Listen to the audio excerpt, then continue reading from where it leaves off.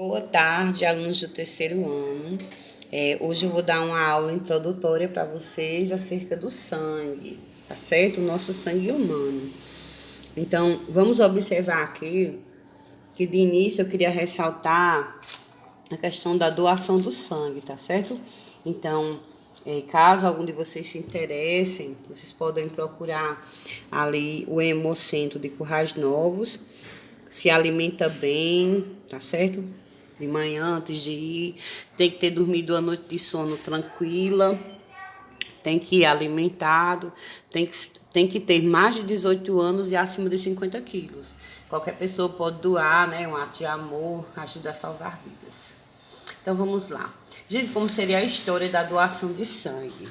Vejam, sempre se soube que o sangue era a fonte, né? Era a fonte da vida, né? A gente sabe que, hoje em dia a gente sabe que a gente se alimenta e os nutrientes são distribuídos a partir do sangue. Tanto nutrientes como gases, né? Hormônios.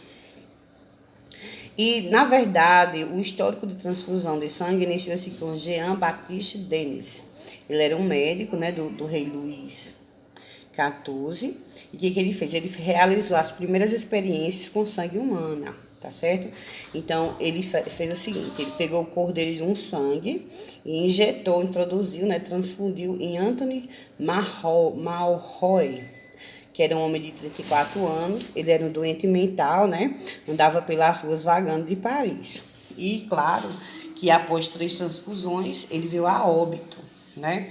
Então, na verdade, ele se aproveitou de uma pessoa com deficiência mental para descobrir, né? Para tentar fazer ali uma primeira transfusão de sangue, sendo que foi de maneira errônea.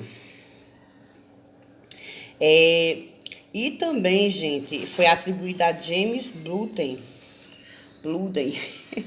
em 1818, depois de realizar com sucesso experimentos em animais, transfundiu mulheres com hemorragias pós-parto. Então, tá aqui, né? A gente entende também que era nesse caso aqui, gente, como a gente bem tá vendo, era uma transfusão chamada de transfusão direta. Eita, por quê? Porque a pessoa transferia diretamente, né? O homem aqui, um homem forte, robusto, transferindo sangue para uma pessoa acamada, né? Então, inicialmente, as transfusões que deram certo, né? Claro, foram em mulheres do pós-parto. Observem aqui que interessante, né? Nós temos dois, assim, dentro de cada pessoa tem 2 tipos sanguíneos, tá certo? Então, inicialmente seria quando a gente, por exemplo, corta o nosso dedo, a gente observa que sai um sangue vermelhinho, vivo, né? Aquele sangue forte, e ele tem uma cor bem viva. E também a gente observa que tem um sangue bem grosso também, só que quando a gente vai fazer exame, por exemplo, quando tira o nosso sangue da veia, então é aquele sangue grosso, escuro, né? Por que será? Gente, nós temos 2 tipos de sangue, o arterial e o venoso, certo? Respectivamente, é como vocês estão vendo na imagem. Então, o sangue arterial é o sangue rico em oxigênio, tá certo? E ele é um sangue mais limpo. Então, ele está nas nossas artérias. Artérias são aquelas que pulsam, elas são mais profundas. E quando a gente bota aqui na garganta, por exemplo, tem a carótida, né? No pulso, é o chamado pulso. Já esse sangue vermelho escuro vai ser o sangue venoso, que é aquele sangue das nossas veias, que é o sangue mais superficial. E esse sangue ele possui essa coloração porque ele tem mais metabólitos excretas, né, que não passou ainda pelo rim para filtrar, e também ele é rico em CO2. Como é a constituição do nosso sangue? Então, vamos fazer de conta que esse sangue aqui nesse tubinho que está preenchido, né, todo de uma cor só, é o sangue coletado. Então, ele vai passar por um aparelho chamado de centrífuga, que gira. Aí, quando ele gira, ele separa. Aí, ele vai separar no caso, o sangue, né? Aí vai ficar essa partezinha da cor de palha, que vocês estão vendo aí, que é o nosso plasma. No plasma vai ter o quê? Vai ter hormônios, nutrientes, água, essas minerais, né? Os aminoácidos, ali tudo pronto. Já nessa partezinha rosazinha aí, que na verdade ela é branca, essa mais vermelhinha clara, mas ela é branca, são os leucócitos. Leucócitos são o quê? São as nossas células de defesa. Então, quando a gente tem células de defesa no sangue, ela é a pequeníssima parte, elas são células específicas. Servem para nos defender de bactérias, de vírus, de protozoários, de vermes, de alergias. E a gente vai ter em maior quantidade as hemácias. As hemácias são as nossas células vermelhas, certo? Elas são responsáveis por transferir, né? Carregar o oxigênio e o CO2 também.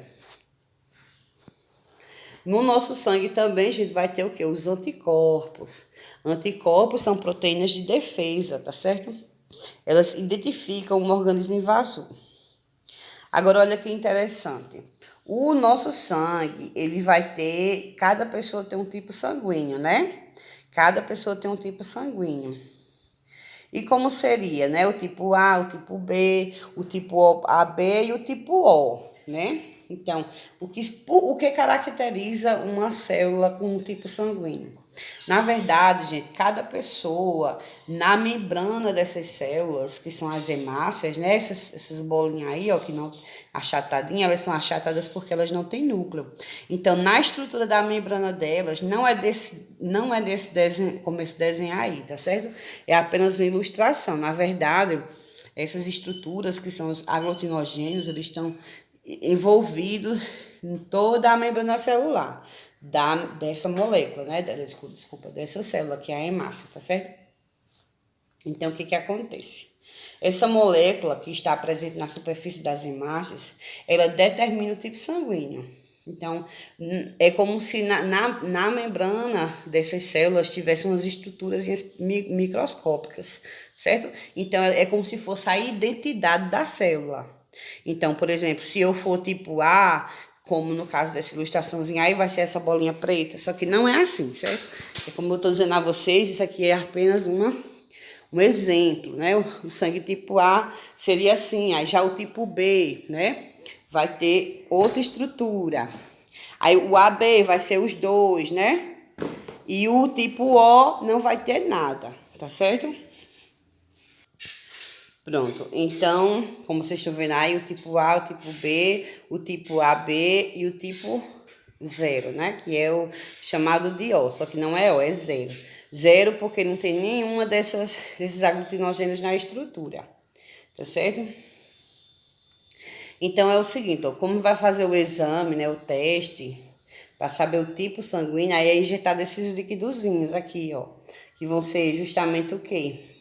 A pessoa que ela é tipo sanguíneo A, ela vai ter o antígeno contra o tipo B.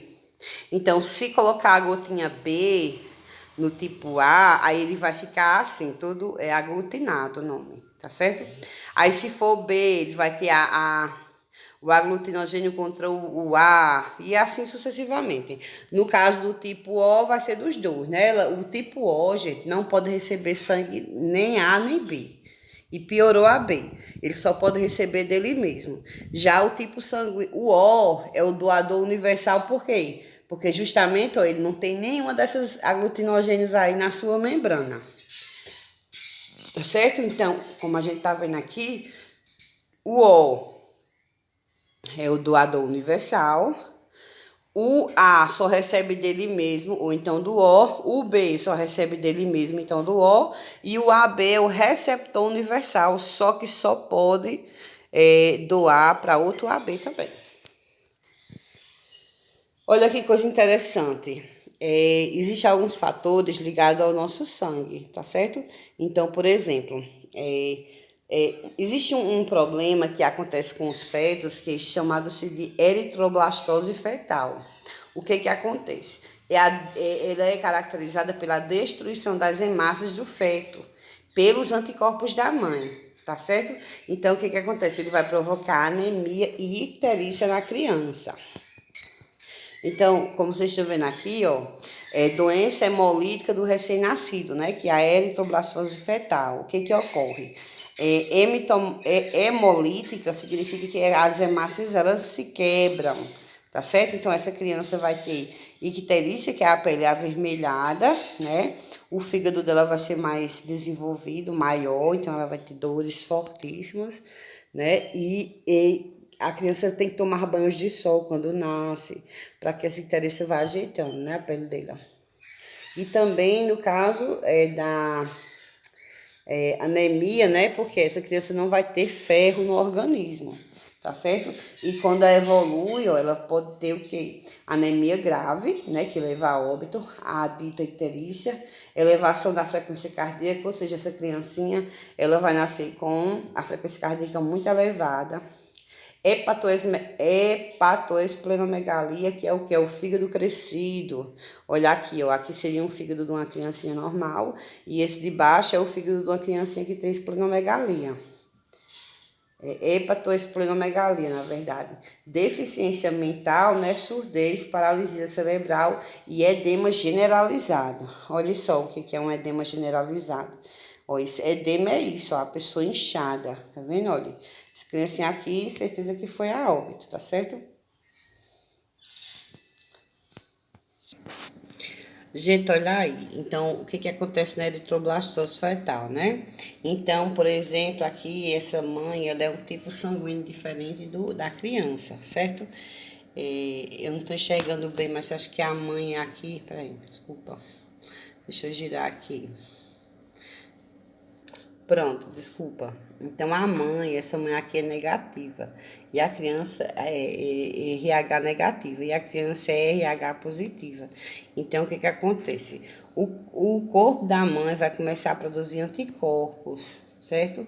E esses anticorpos vão combater o organismo da criança, tá certo? Então, vai ser ali um combate do organismo dessa mãe com dessa criança. Aí, por isso que ela vai... É como se a mãe lutou a gestação inteira para expulsar a criança do organismo dela. Então, gente, a nossa aula de hoje é só essa, tá certo? E eu queria que vocês fizessem a atividade e mandassem para mim.